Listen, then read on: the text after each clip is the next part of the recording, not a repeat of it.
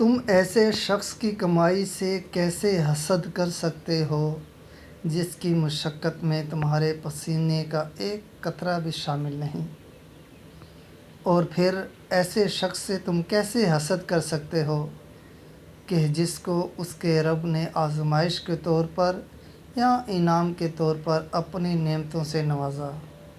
اور پھر ایسے شخص کی کمائی سے تم کیسے حسد کر سکتے ہو کہ جس کے نصیب کے تم شریک نہیں، نہ اسے تمہارے نصیب سے کچھ چھین کر دیا گیا؟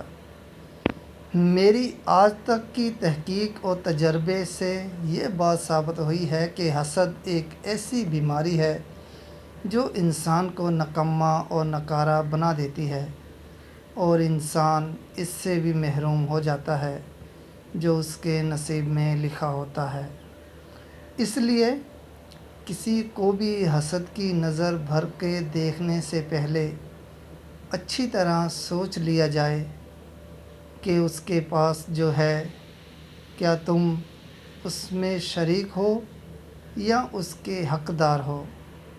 اگر نہیں تو اسے دعا دو، کہو ماشاء اللہ، پھر دیکھو کیسے تمہارے نصیب کے دروازے کھلتے ہیں۔